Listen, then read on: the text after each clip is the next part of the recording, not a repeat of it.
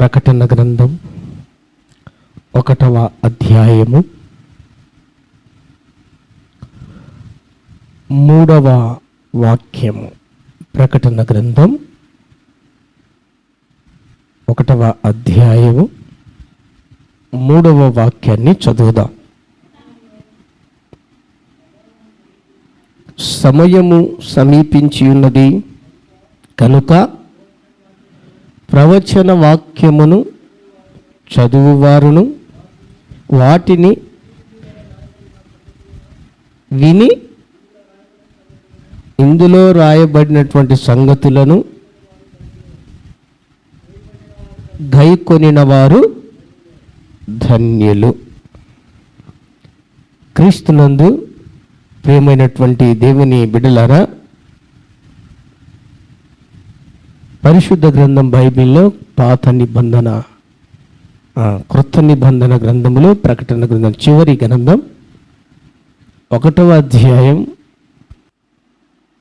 3వ వాక్యంలో రాయబడిన మాట, సమయము సమీపించి ఉన్నది గనుక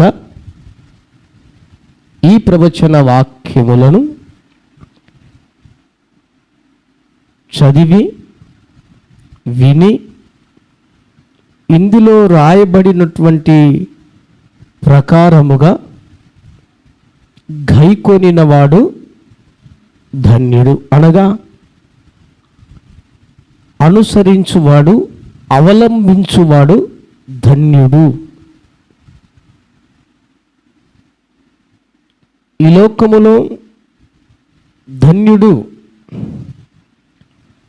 అదృష్టవంతుడు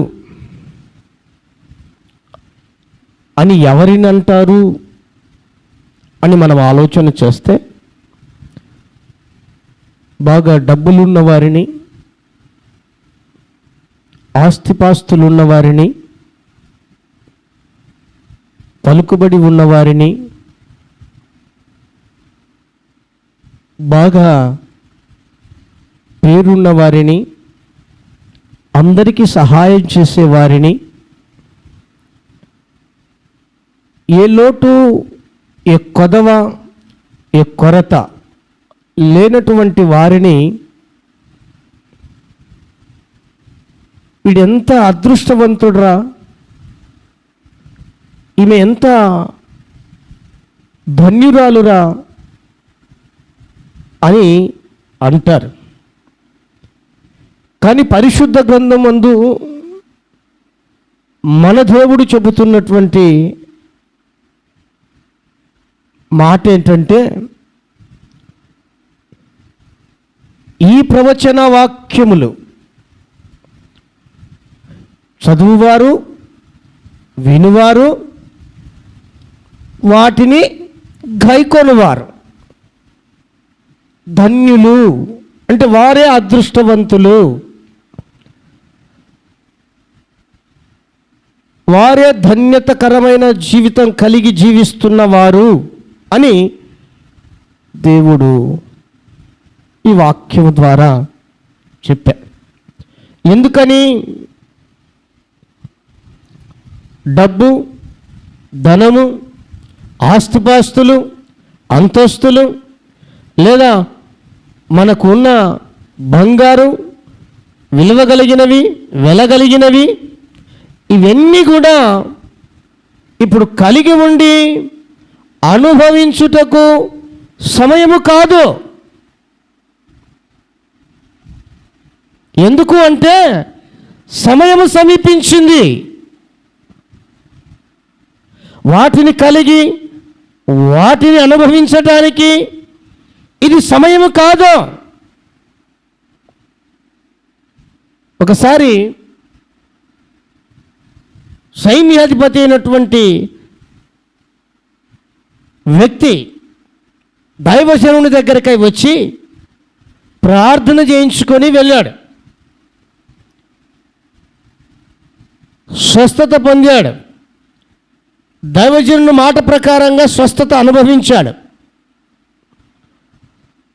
పొందిన తర్వాత దైవజనుని ఎదుటికై వచ్చి, సేవకుడా, నీకు ఇదిగో ఈ బంగారు, ఈ మంచి వస్త్రాలు, ఈ విలువ కలిగినవన్నీ నీకు తీసుకొని వచ్చాను, ఇవన్నీ తీసుకో అని అడిగాడు. అప్పుడు అన్నాడు దైవజనుడు, నాకు వద్దు, నువ్వు వెళ్ళి ధర్మశాస్త్రము ప్రకారముగా స్వస్థత పొందినటువంటి వారు ఏ విధముగా అయితే యాజకులకును ఇతరులకును తెలిపి సాక్షార్థమై దేవుని స్తుతిస్తారో అలాగ నువ్వు వెళ్ళు అన్నాడు. సరే అని చెప్పి వెళ్తా ఉంటే తన దగ్గర ఉన్నటువంటి శిష్యుడు వెళ్ళి పరిగెత్తుకుంటూ వెళ్ళి, సేవకులు చెప్పారు మరలా మనసు మార్చుకొని ఆ బంగారు, ఆ డబ్బు, ఆ వస్త్రాలు, నువ్వు తెచ్చిచ్చిన ఆ కానుకలు నాకు ఇవ్వమన్నారు, తీసుకురమ్మన్నారని మాట చెప్పి అవి ఇప్పించుకొని తను తన యొక్క గుడారములో దాచిపెట్టుకొని మళ్ళా తిరిగి దైవజనుడి దగ్గరికే వెళ్ళాడు. వెళ్ళినప్పుడు దైవజనుడు అంటున్నాడు,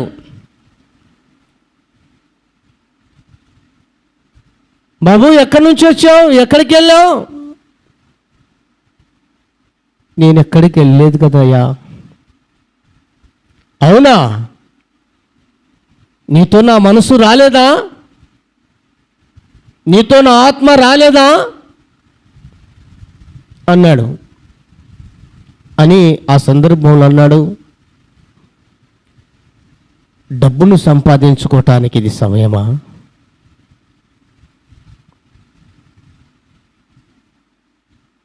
ఆస్తులు సంపాదించుకోవటానికి ఇది సమయమా?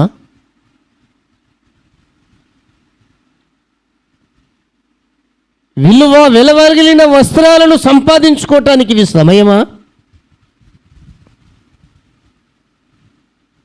ఇది సమయమా అని ఆ వ్యక్తిని అడిగాడండి. నా ప్రియ దేవుని బిడ్డలారా, అందుకోసమే మరొకసారి దేవుని రాకడ సమీపిస్తున్నది గనుక, దేవుని సమయం ఆసన్నమైనది గనుక, దేవుడు నేడో రేపో మధ్యాకాశం మీదికి రాబోతున్నాడు గనక, అది ఎప్పుడు ఏ గడియ ఏ సమయం తెలియదు గనక, ఆనాడు సేవకుని ద్వారా పలికించిన మాటనే మరొకసారి తన భక్తుడైనటువంటి యోహాను ద్వారా పలికించుతూ వచ్చాడు. చివరిగా ఆ మాట పరిశుద్ధ గ్రంథం ప్రారంభములో మనిషి యొక్క రూపాంతరము నుండి లేక మనిషి యొక్క రూపించబడినది మొదలుకొని యోహాను గారు పద్మాసు దీపమునకు వెళ్ళి అక్కడ దేవుణ్ణి చూస్తూ మాట్లాడుతున్నంత సమయం వరకు కూడా ఆ సంగతులన్నీ గమనించిన వాడై, చూచిన వాడై, ప్రజలను పరిశీలించిన వాడై మరొక మారు తన భక్తునితో భక్తకొకటికి తెలియపరచని ఉద్దేశంతో మాట్లాడుతున్నాడు. సమయము సమీపించింది.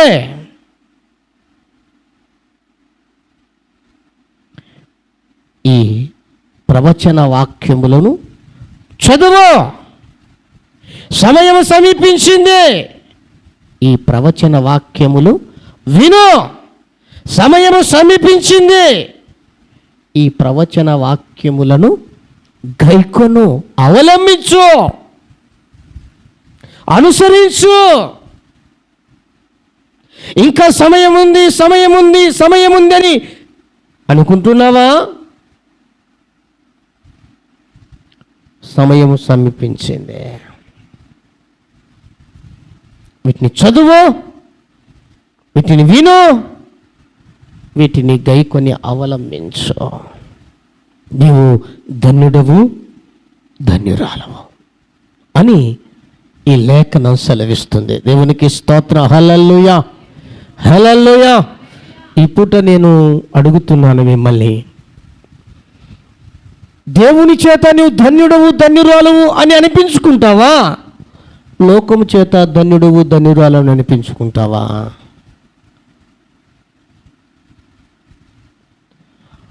లోకమెప్పు కోరుకుంటావా?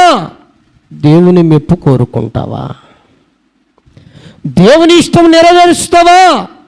నీ ఇష్టము లోకానుసారంగా నడిచే ఇష్టము చేస్తావా?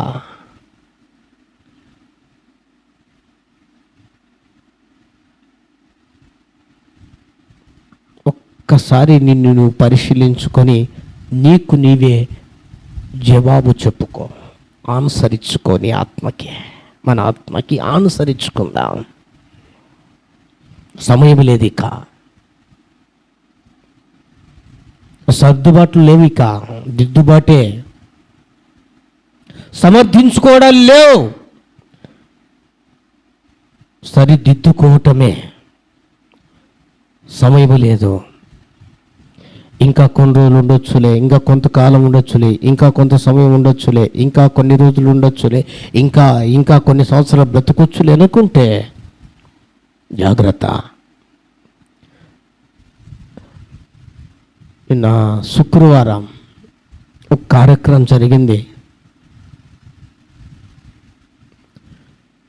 42 సంవత్సరాలు ఇంచుమించు, నాకంటే చాలా చిన్నవాడు, సేవకుడు సందీప్ రాజు అన్నటువంటి దేవుని సేవకుడు హఠాత్తుగా ఉన్నట్లుండి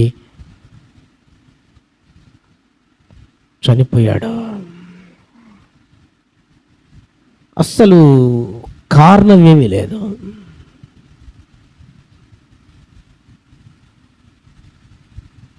నాకు బాగా తెలిసిన వ్యక్తే. ఏంటని విషయం ఆరా తీస్తే హార్ట్ అటాక్, వయసు 42, భార్య పిల్లలు. ఎవరు గ్యారంటీగా బ్రతుకుతారనిందండి? ఇంకా ఎవరు గ్యారంటీగా నేను ఇన్ని సంవత్సరాలు బ్రతుకుతాను, ఇన్ని రోజులు బ్రతుకుతాను, ఇన్ని నెలలు బ్రతుకుతాను కాబట్టి తర్వాత చూద్దాములే అన్నవారు ఎవరన్నా ఉన్నారా భూమి మీద? ఎవరు లేరు. ఎవరు ఎప్పుడు దేవుడు పిలిచేటప్పుడు వెళ్ళాల్సిందే. నేను రాను అనడానికి వీలు లేదు. నీ సమయం ఎప్పుడో, నా సమయం ఎప్పుడో, మన సమయం ఎప్పుడో, మన కాలగతలు యేసు ప్రభు దగ్గర ఉన్నాయి. ఆయన లిఖించి ఉన్నాడు. మన పరలోకపు తండ్రి సమయాన్ని సమీపిస్తూ ఉన్నాడు. అది ఎప్పుడో కూడా తెలియదు, ఏ గడియో తెలియదు, ఏ సమయమో తెలియదు, ఏ జామో తెలియదు. ఏ సమయమైనా, ఇప్పుడైనా, ఎప్పుడైనా, ఈ రాత్రి అయినా, ఈ రోజైనా, ఇప్పుడైనా చెప్పలే. కానీ దేవుడు అంటాడు, ఆ సమయం సమీపించిందండి. కాలాన్ని వృధా చేస్తున్నారు, సమయాన్ని పోనిస్తున్నారు, రోజులను వృధా చేస్తున్నారు. మీకు తెలియదు, మీకు అర్థం కావట్లా. ఎంతసేపు ఉన్న శరీర సంబంధంగా, లోక సంబంధంగా వీటిని సంపాదించాలి, వాటిని సంపాదించాలి, ఇది కూడబెట్టాలి, అది కూడబెట్టాలి, ఇలా నడుచుకోవాలి, ఇలా పేరు సంపాదించాలి, వీటిలో ఉండాలి, వాటిలో నడవాలి, వారితో గొప్పవారు అనిపించుకోవాలి, ఈ లోకములో నా అంతటి వారు లేరని నేను అనిపించుకోవాలి, వారికంటే నేను కూడా ఏమి తక్కువ వాడిని కాదు, తక్కువ ఉదాహరణ కాదని అనిపించుకోవాలని ఆరాటముతో పోరాటం చేస్తూ ఈనాడు విసికి వేసారిన జనులు ఎందరో.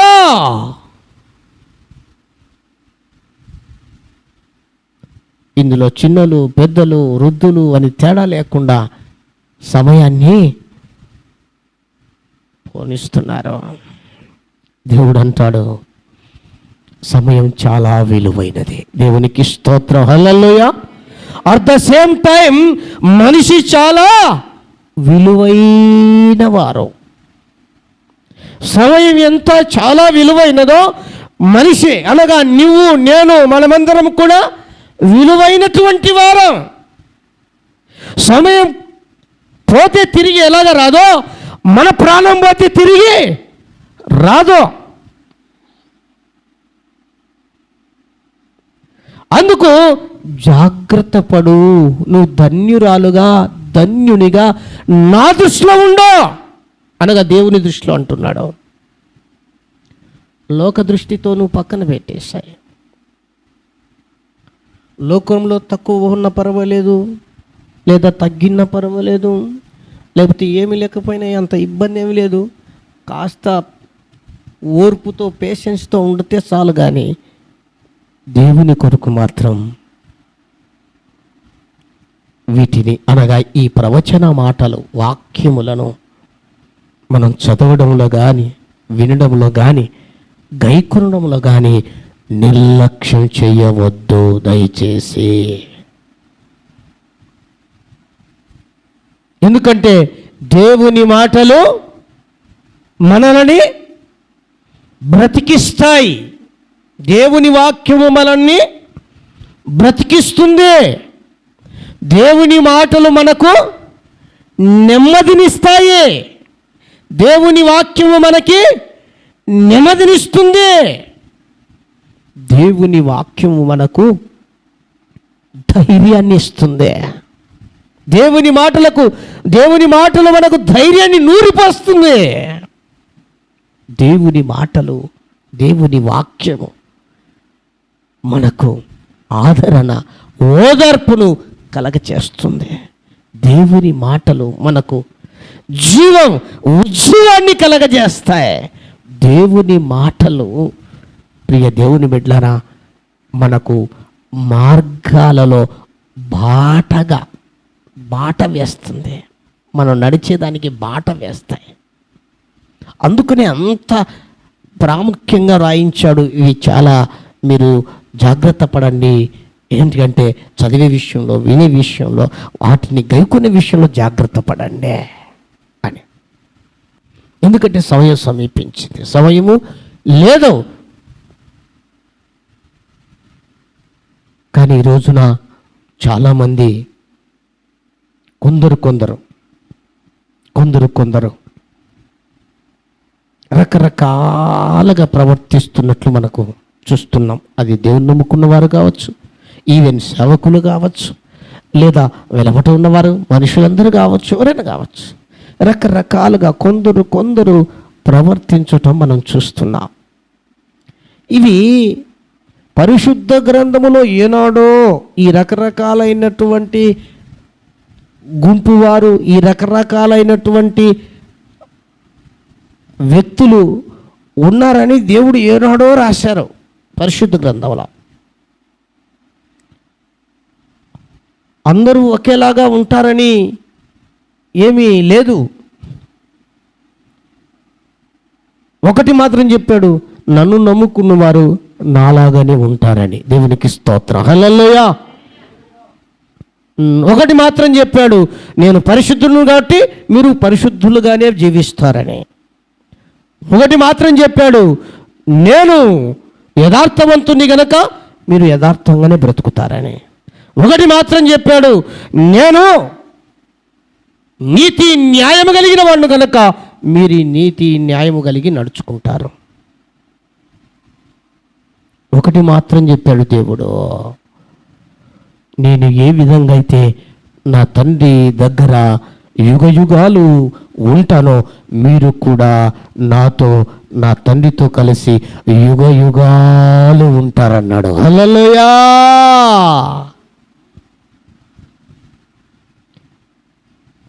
కానీ వివిధ రకాలుగా వివిధ గుంపుల్లో ఉన్నటువంటి ప్రజలు ఉన్నారు. ఆ గుంపులు బైబిల్ గ్రంథంలో కూడా ఉన్నాయి. అలా మనం ఆ గుంపుల్లో ఉన్నటువంటి గుంపులో పోయిందా అనకుండా మనం యేసయ్య కొరకే ఈ చెప్పిన మాట ప్రకారంగా సమీపిస్తుంది గనక సమయం, దేవుని మాటలు చదువుటయ్యందు, దేవుని మాటలు వింటయ్యందు, దేవుని మాటలు గైకొంటయ్యందు మనము జీవితాన్ని గడపాలని ఆశపడుతూ ఈ రోజున కొన్ని విషయాలు మనకు తెలియచేయనున్నాడు దేవుడు. శ్రద్ధగా ఆలకించుమని నేను మనవి చేస్తున్నాను. మనం ఏ గుంపులో ఉంటామో, ఏ లిస్టులో ఉన్నామో, ఏ కోవాలో ఉన్నామో, ఏ గ్రూపులో ఉన్నామో మనల్ని పరిశీలించుకుంటే తప్పక మనం బయటపడడానికి వీలుగా ఉంటుందని ఈ రోజున మీకు ప్రేమతో నేను తెలియచేస్తున్నాను. మొదటిది చూడండి, యాకోబు పత్రిక. భక్తుడు యాకోబు రాసినటువంటి పత్రిక 1వ అధ్యాయము 22, 23, 24 వచనాలు చూద్దాం. మీరు వినువారు మాత్రమేనయుండి మిమ్మల్ని మీరు మోసపుచ్చుకొనకుండా వాక్య ప్రకారము ప్రవర్తించువారయుండుడి. ఎవడైనను వాక్యమును వినువాడయుండి దాని ప్రకారము ప్రవర్తింపని వాడైతే వాడు అద్దములో తన సహజ ముఖమును చూసుకొను మనిషిని పోలి ఉన్నాడు. వాడు తను చూచుకొని అవతలికి పోయి తాను ఎట్టివాడో వెంటనే మరిచిపోవును కదా. మనకు అర్థం కావటానికి పరిశుద్ధాత్మ దేవుడు పరిశుద్ధ గ్రంథములు ఎంత చక్కగా తేటగా రాయించాడు చూడండి లేఖనాన్ని. ఒక గుంపు వారంట కొందరు వింటారు, ఊరుకుంటారు. ఏమంట? వింటారు, ఊరుకుంటారు. అది ఎలాగంటే ఒకడు తన ముఖమును సహజంగా తన ముఖాన్ని చూసుకోవటానికి అద్దంలో చూసుకుంటాడు కదా, తిరిగి మరలా వెళ్ళిపోతారు కదా, అంటే ఊరికనే ఉంటాడు కదా, మర్చిపోతాడు కదా, ఇంకా అంతటితో విడిచిపెడతాడు కదా. అద్దం దగ్గరనే ఎప్పుడు ఉండే వాళ్ళు ఉన్నారా? ఉండరు. అలా ఊరుకుంటారు.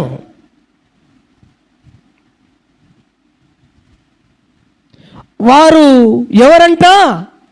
తమ్ము తాము మోసపుచ్చుకునేవారు. ఎవరు మోసం చేయరు, వాళ్ళకు వాళ్ళే మోసం చేసుకునేవారు ఈ గుంపు. ఎవరు మోసం చేయరు వారిని. ఎవరైనా కానీ వింటూ ఉంటారు కదా, ఆ విన్నదాన్ని విడిచిపెట్టి ఊరుకుంటారు చూడు, వాళ్ళని ఎవరు మోసం చేయనక్కర్లే, వాళ్ళే మోసం చేసుకుంటారు వారికి వారే వ్యక్తిగతంగా. ఇంకా ఇతరులు మోసం చేయాల్సిన పనే లేదు. పైపిచ్చి అనుకుంటారు నేను ఒకరికి నేనే మోసం చేస్తానుకుంటే కాదు, వారే మోసపోతున్నారు. వీరు ఊరుకుంటూ వారు మోసపోతున్నారు. ఈ గుంపు గలదు, ఈ రోజులో కూడా ఉంది. ఈ రోజులో కూడా ఈ గుంపు ఉంది. ఉందా లేదా అండి? ఈ గుంపులో పొరపాటున మనం ఉంటే ఈరోజు బయటికి రావాలి. దేవునికి స్తోత్రం. హల్లెలూయా, హల్లెలూయా. ఈ గుంపులో నుంచి బయటపడాలి. లేకపోతే నిన్ను నువ్వే మోసం చేసుకున్న దానవు, నిన్ను నువ్వే మోసం చేసుకున్న వాడవైపోతావు.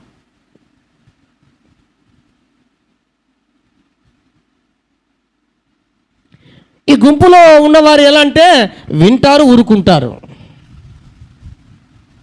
అద్దంలో ముఖం చూసుకొని ఇక వెళ్ళిపోయినట్టే వెళ్ళిపోతారు.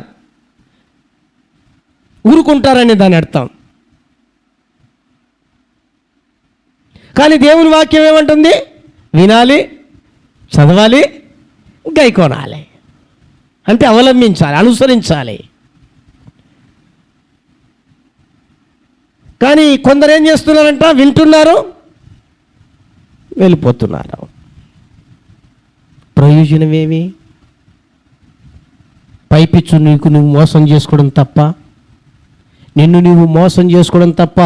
విని ఆ విన్న దానిని గ్రహించకపోతే, ఆ గ్రహించిన దాన్ని అనుసరించకపోతే ప్రయోజనమేమి? కొందరు వింటారు, అట్నే విన్న చోటనే దులుపుకొని వెళ్ళిపోతారా. ఓసారి నేను ఒక సేవకుడు ఆల్రెడీ పేరుకు నన్ను పిలిచాడు. ఆర్లగడ్డ దగ్గర గుంపరమందినే, సారీ క్షమించండి, ఆర్లగడ్డ దగ్గర అమ్రేడ్ నగర్ అని ఒకటి గ్రామం ఉంది. ఆ గ్రామానికి సేవకుడు సంఘానికి సంపూర్ణ రాత్రి ఉపవాస ప్రార్థనకు నన్ను పిలిచాడు. బాగానే వచ్చారు జనాలు, దేవుని మాటలు బాగా చెప్పాను. అందరూ బాగా ముఖాలు కూడా అర్ధరాత్రి అయితేనే కూడా కలకలాడుతున్నాయి, నిద్ర ఎవరు పోలేదు. సో ఏదేమైనా మొత్తానికి ప్రార్థన అయిపోయింది. అయిపోయిన తర్వాత ప్రార్థన చేయించుకోవడానికి వస్తున్నారు. ప్రార్థన చేయించుకోవడానికి వచ్చినప్పుడు అమ్మా మీ ప్రార్థన అవసరమైందని చెప్పడం అన్నది, అంటే మన సంఘంలో మనకు తెలుసు కాబట్టి ఏదైనా ఎక్స్ట్రా ఉంటే చెప్పమంటాం, కానీ ఎక్కడికైనా వెళ్తే కుటుంబానికి కానీ సంఘాలకు కానీ నేను ఖచ్చితంగా ప్రార్థన విన్నపాన్ని అడిగి ప్రార్థన చేస్తాను, అలవాటు ఉంది. అలానే అడిగితే అప్పుడు ఆమె ఒక సమస్య చెప్పింది. ఆ సమస్యకు నేను వాక్యములోనే సమాధానం ఇచ్చా. మరి ఎందుకో దేవుడు ఆమెతోనే మాట్లాడినట్టుగా ఉన్నాడు. ఆ రోజు ఆమె కోసమే నన్ను తీసుకొని పోయాడు. మరి నేను అన్నాను, అమ్మ ఇంతవరకు దేవుని మాటలు విన్నావు కదా అన్నాను. విన్నావు కదా అన్నాను. విన్నాను. ఏం చెప్పినానమ్మా అన్నాను. అన్న భలే చెప్పినామన్నానండి. అదే ఏం చెప్పినమ్మా అన్నా. భలే గట్టిగా చెప్పినామన్నానండి. అదేమ్మా ఏం చెప్పినామా అన్నా. వాస్తవానికి ఆమె చెప్పిన సమస్యకే వాక్యం ద్వారానే సమాధానం ఇచ్చా. కానీ ఏం చెప్పింది మాత్రం ఆమె వినింది, కానీ విన్నంటుంది ఆమెనే, వినింది కానీ గుర్తు,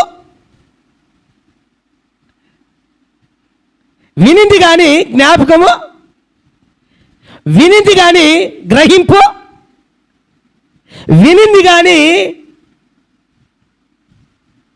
ఆ మాటల్లో ఉన్నటువంటిది తనకు కావలసిన ఆన్సర్ వచ్చిందన్న సంగతి తెలుసుకోలేకపోయింది. మరి వచ్చి విన్నా కానీ ఏం ప్రయోజనం అయింది నాకు చెప్పండి. వచ్చి వినింది, రాత్రంతా పాపం కాచుకొని వినింది, ప్రార్థనలో ఉన్నింది, సమయాన్ని గడిపింది, మంచిదే, సంతోషం. మరి ప్రయోజనం ఏంటి? అక్కడే నీకు జవాబు వచ్చింది కదా. ఇప్పుడు మనం ఏమని వస్తాం, దేవా నాతో మాట్లాడేస్తాయా, దేవా నన్ను దర్శించు నాయనా, దేవా నేను నా పరిస్థితుల గురించి నీకు బాగా తెలుసు కదా ప్రభా, ఇదిగో వీటిని నాకు అనుగ్రహించేటట్లుగా, లేదా వీటి నుంచి విడుదల పొందినట్లుగా, లేదా నాకున్న ఈ కష్టాల నుంచి ఊరట కలుగునట్లుగా అని మనం ప్రార్థన చేసుకొని వస్తాం కదా, మాట్లాడమని, దర్శించుమని. అవునా? మరి దేవుడు మాట్లాడతాడు, దర్శిస్తాడు. మాట్లాడిన మాటలు విని అవి విననట్టుగా వెళ్ళిపోతే మనకు ప్రయోజనమా చెప్పండి? దేవుడు దర్శిస్తాడు. నువ్వు కోరుకున్నట్లుగా ప్రార్థనాపూర్వకంగా ఆయన దగ్గరికి వచ్చావు కనుక నిన్ను ఆయన దర్శిస్తాడు. దర్శించి నీతో మాట్లాడుతున్న ఆ మాటలు గ్రహించకపోతే ప్రయోజనమా? ప్రయోజనమా అండి? ఎందుకంటే నువ్వు ఏ ఆలోచనతో వస్తున్నావో, ఏ తలంపుతో వస్తున్నావో, ఏ హృదయ కోరికతో వస్తున్నావో, లేక నీ ఏ స్థితిలో నుండి వస్తున్నావో ఆయనకు బహుమాటంగా తెలుసు. ఖచ్చితంగా మన హృదయ అన్నిటినీ, రహస్యాలను కూడా తెలుసుకున్న దేవుడు, తెలిసిన దేవుడు క్షుణ్ణంగా మనతో మాట్లాడతాడు, వాక్యం ద్వారా మాట్లాడతాడు. మరి విన్నది దీనికోసమే, నా కోసమే నాతో మాట్లాడి నన్ను దర్శించడానికి గ్రహింపు లేకపోతే విన్న కూడా ప్రయోజనం ఏమండి? భలే చెప్పాడండి, గట్టి గట్టిగా అరిచి చెప్పాడండి, బాగా జోకులతో నవ్వించి చెప్పాడండి, భలే చెప్పాడంటే ఏం చెప్పాను? ఆమె ఆన్సర్ ఇవ్వలేకపోయింది. అందుకు ఆమెకు వచ్చిన ఆన్సరు, ఆమెకున్న సమస్యకు కూడా సొల్యూషను తెలుసుకోలేకపోయిందా? ఇది ఎలా ఉంటుందండి? ఒక కొట్టుకెళ్ళి నీకు కావలసిన వస్తువు కోసం నీ దగ్గర ఉన్న డబ్బునిచ్చి ఇవ్వు అని అడిగినప్పుడు వాడు ఇస్తానుండు అని చెప్పినప్పుడు నువ్వు తీసుకోకుండానే వెళ్ళిపోతే ఎట్లుంటుంది? నువ్వు తీసుకోకుండానే వెళ్ళిపోతే ఎట్లుంటుంది? ఎట్లా చేస్తారండి మీరు, భలే మాట్లాడతారంటారా? చేస్తున్నారు కదా, మరి వింటున్నారు. విన్నదాన్ని దేవుడు నేను ఇస్తానంటే తీసుకోకుండానే పోతున్నారు కదా, మరి తీసుకోకుండానే. అదంటే వేరేంది, ఇది డబ్బులు ఇచ్చుకున్నది, డబ్బులు ఇస్తలేదు కాబట్టి ఖచ్చితంగా తీసుకున్నా, ఇది ఉచితంగా వస్తుంది కదా అని నిర్లక్ష్యం చేస్తున్నారా? ఉచితంగా కదా దేవుని మాటలు, ఈ వాక్యం ఉచితం కదా, బైబిల్ ఉచితం కదా, దేవుని సేవకుడు ఉచితంగానే బోధిస్తున్నాడు కదా అని నిర్లక్ష్యమా నీకు? మనకు నిర్లక్ష్యమా అండి? డబ్బులు పెడితేనేమో తీసుకోకుండా వస్తారా మీరు? కొట్టుకుపోతే సూపర్ మార్కెట్కి పోతే నేను ఇస్తానని పోయి అవతలికి తీసుకొని రానికి పోయే లోపల నువ్వు వద్దని వెళ్ళిపోతావా? తీసుకోకుండా వెళ్ళిపోతావా అండి? ఎందుకో నేను ఇంత డబ్బులు ఇచ్చా, నా వస్తువు తీసుకొని వెళ్ళాలి. మరి దేవుని దగ్గరికి వచ్చిన తర్వాత దేవుడు కూడా నీ హృదయాన్ని చూసి, నీ జీవితాన్ని చూసి, నీ కుటుంబాన్ని చూసి, నిన్ను చూసి, నీ భర్తను చూసి, నీ పిల్లలను చూసి, నీ స్థితిగతులను చూసి, నిన్ను చూసి, నా కుమారుడు నా కుమార్తె ఇదిగో ఇలాగ వస్తున్నారు, నేను వారికి ఇలా సహాయం చేయాలి, ఇలా నేను ఇవ్వాలి, ఇలా దర్శించాలి, ఇలా మాట్లాడాలి అని కోరుకుంటున్నప్పుడు, మాట్లాడుతున్నప్పుడు, దర్శిస్తున్నప్పుడు నువ్వు విననట్టుగానో తీసుకోకుండా వెళ్ళిపోతే ఎలాగుండొద్ది? నీకు ప్రయోజనమా? మనకు ప్రయోజనమా? అక్కడ డబ్బులు ఇస్తున్నావు కాబట్టి కష్టంగా తీసుకొచ్చుకోవాలనింది, ఇక్కడ ఉచితంగా ఇస్తున్నాడు దేవుడు అని నిర్లక్ష్యమా? ఈ రెండిట్లో ఏదో ఒకటి ఉండాలి. అంటే అక్కడ డబ్బులు పెడుతున్నాం కాబట్టి, ఇక్కడ ఉచితంగా వస్తుంది కాబట్టి ఇంత నిర్లక్ష్యం. అక్కడ డబ్బులు పెడుతున్నాం కాబట్టి చాలా జాగ్రత్తగా, మరలా తీసుకున్న దాన్ని ఆయన కరెక్ట్గా ఇచ్చినాడా లేదా, అవునా? తూకం కరెక్ట్గా వేస్తున్నాడా లేదా, లేదా అది మంచిది ఇచ్చినాడా లేదా, మనం ఏ దానికి పోయినావు దాన్ని, అవునా?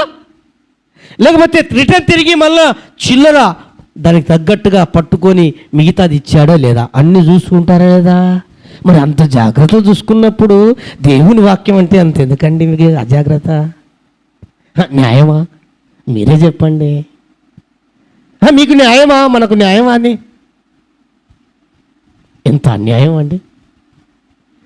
ఇది తెలుసుకోకపోతే ఎట్లా అండి? మనం దేవుడు ఉచితంగా ఇలాంటి దేవుని మంచి మాటలు చెప్తుంటే మనం దానిని విడిచిపెట్టి ఇక్కడనే దులుపుకొని అక్కడిని విడిచిపెట్టి అలానే వెళ్ళిపోవటం. దేవుడు దర్శిస్తూ ఉంటే ఉండు, నువ్వే కొద్దిసేపు ఆగు, నేను మళ్ళీ తర్వాత వస్తలే, నా సమయం చూసుకొని అని వెళ్ళిపోవడం, ఇది మంచిదా? ఈ గుంపులో ఉన్నారు కొందరు, ఎవరు వినువారు, వింటారు, ఊరుకుంటారు, వింటారు. మరి ఆ గుంపులో నువ్వు ఉంటే ఊరుకుండొద్దు, దయచేసి బయటికి రా. దేవునికి స్తోత్రం, హల్లెలూయా. వినువారు మాత్రముగా ఉంటే నిన్ను నీవు మోసపుచ్చుకుంటున్నావని అర్థం. ఎవరు నిన్ను మోసం చేయట్లేదు, నీకు నీవు మోసం చేసుకుంటున్నావని అర్థం. అది దేవుని వాక్యం చెప్తుంది, నేను చెప్తున్న మాట కాదు. ఇదొక గుంపు. ఒకవేళ ఆ గుంపులు ఉంటే బయటికి రా.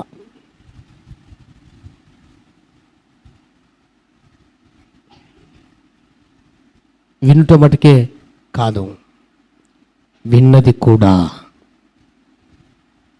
మన హృదయములో భద్రపరచుకోవటం చాలా ప్రాముఖ్యం. రావటం ఎంత ముఖ్యమో, వినుట ఎంత ముఖ్యమో, విన్నదాన్ని దాచుకోవటం అంతే ప్రాముఖ్యం. విన్నది, దాచుకున్నది నీకు చాలా ఉపయోగపడుతుంది, చాలా ఉపయోగపడుతుంది. అది ఎలాగ ఉపయోగపడుతుంది అనేది నేను చెప్పలేను, కానీ నా అనుభవాలకు నేను క్రోడీకరించి మీతో మాట్లాడుతున్నాను. చాలా ఉపయోగపడుతుంది. ఈ రోజున ఒక్కసారి నేను ఒక 24 సంవత్సరాల క్రితం అలా బయటికి వెనక్కి వెళ్తే ఇవన్నీ ఈ రోజున నాకు ఇంతగా దేవుడు నన్ను ప్రేమించాడా, నేనే కనుక్కోలేకపోయానే, గుర్తించలేకపోయానే. ఆయన ప్రేమను ఎన్నిసార్లు నేనే త్రోసిపుచ్చాను, కాళ్ళదన్నుకున్నాను, చేతులు విడిచిపెట్టుకున్నాను. ఎప్పుడో నేను బాగుపడాలని దేవుడు కోరుకుంటే పూర్తిగా నా స్థితి అంతా ఏమండి అట్టడుకెళ్ళి ఇక చచ్చిపోయే మూమెంట్కి వచ్చిన తర్వాత బాగుపడడానికి అప్పుడు గోజాడుతున్నాయి అని ఈ రోజున నేను కొన్నిసార్లు ఆలోచన చేసి దేవుని సన్నిధిలో కన్నీరు కార్చి కృతజ్ఞతలు తెలుపుచున్నాను. అయినా పర్వాలేదు ప్రభువా, నన్ను ఇలా కాపాడుతున్నామని. ఆ స్థితి మీకు రాకూడదని నేను ప్రేమతో తెలియచేస్తున్నాను. మిమ్మల్ని మీరు మోసపుచ్చుకోకండి. దేవుని మాటలు చాలా చాలా మనకు అవసరం, ప్రాముఖ్యం.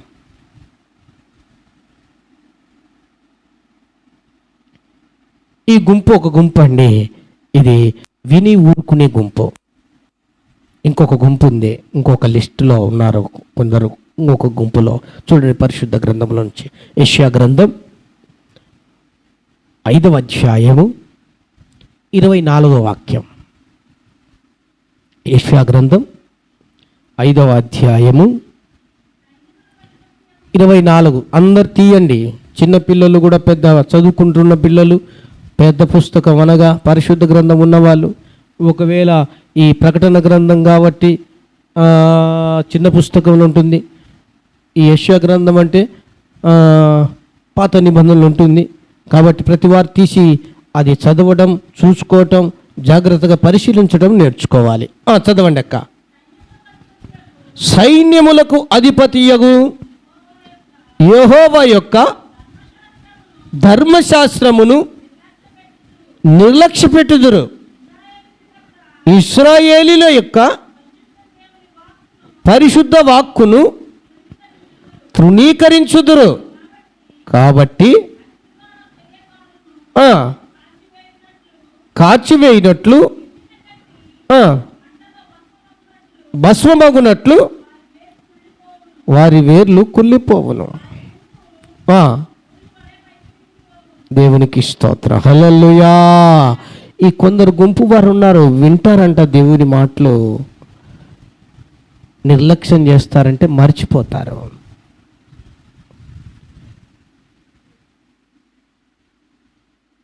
మర్చిపోయే గుంపిదే. కొందరు వింటారు, ఊరుకుంటారు. కొందరు వింటారు, మర్చిపోతారు. కొందరు విని ఆహా అని వెళ్ళిపోతారు. కొందరు విని పూర్తిగా విడిచిపెట్టి ఇక్కడే మర్చిపోయి వెళ్ళిపోతారు. వారికి మరలా వాక్యం గుర్తురాదు, దేవుని మాటలు గుర్తురావు, దేవుని మాటలు జ్ఞాపకంలోనికి రావు. అందుకనే ఇశ్రాయేలీయుల గురించి సైన్యములకు అధిపతియగు యెహోవా ఈ మాటలు మాట్లాడుతున్నాడు. నా ధర్మశాస్త్రమును మీరు నిర్లక్ష్య పెడుతున్నారు.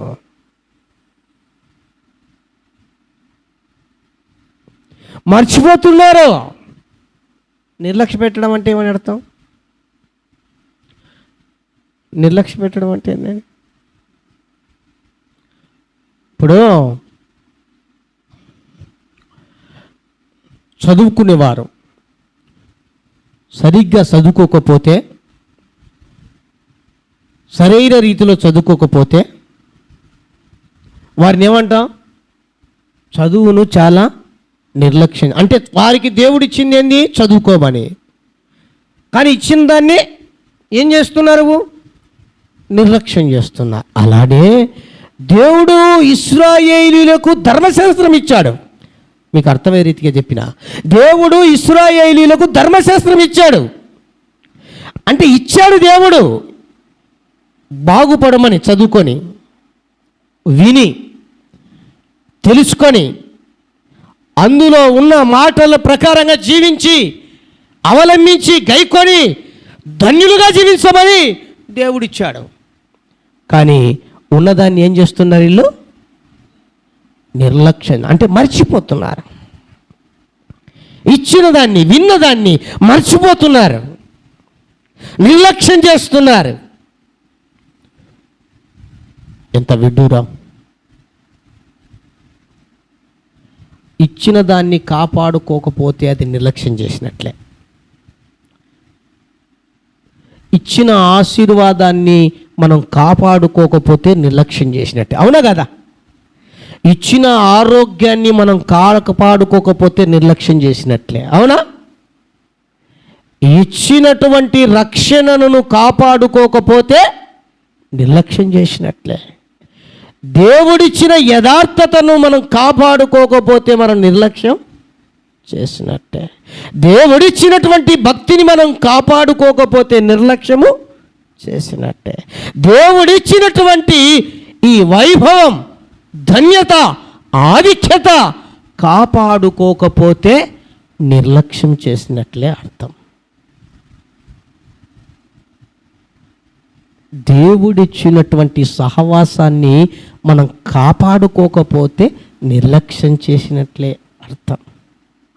దేవుడిచ్చిన సంఘమును విడిచిపెట్టో, లేకపోతే దూరం అయిపోయో, లేకపోతే సహవాసమునకు తగినట్లుగా నడుచుకోకపోతే అది నిర్లక్ష్యం చేసినట్లే. అవునా కాదా? బాగా మీరు ఆలోచించండి. నేను చెప్పే మాటలో లేఖనానుసారంగా మాట్లాడుతున్నాను. దేవుడు మనందరం దేవుని మాటల ద్వారా, దేవుని వాక్యము ద్వారా, దేవుని సంఘము ద్వారా, దేవుని సహవాసము ద్వారా బాగుపడాలని, ఆశీర్వదించబడాలని, ధన్యులుగా ఉండాలని కోరుకునే ఇంతటి గొప్ప భాగ్యాన్ని ప్రభు మనకిచ్చాడు. అవునా? ఇంత గొప్ప భాగ్యం ఎందుకు పనికిరాని మనకు ఆయన హక్కును చేర్చుకుని రక్షణ ఇచ్చాడు. గొప్ప భాగ్యం కాదా? ఎందరెందరో చనిపోయారండి. ఎందరెందరో కాలగర్భంలో కలిసిపోయారు, మట్టికి మన్నైపోయారు, దుమ్ముకు దూలైపోయారు, కాలగర్భంలో కలిసిపోయారు. నీకంటే చిన్నవారు కావచ్చు, పెద్దవారు కావచ్చు, లేదా ఎవరైనా కావచ్చు. మరి నీకంటే డబ్బులున్నవారు అందరు అనేకులు పోయారు. కానీ నువ్వు నేటి క్షణం వరకు ఇంత చక్కగా దేవునితో సహవాసం చేస్తూ దైవ సన్నిధిలో, మందిరములో ఉండి దేవుని మాటలు వింటున్నావంటే నీకంటే ధన్యులు ఎవరున్నారు? మనకంటే ధన్యులు ఎవరున్నారండి? దీన్ని నిర్లక్ష్యం చేస్తే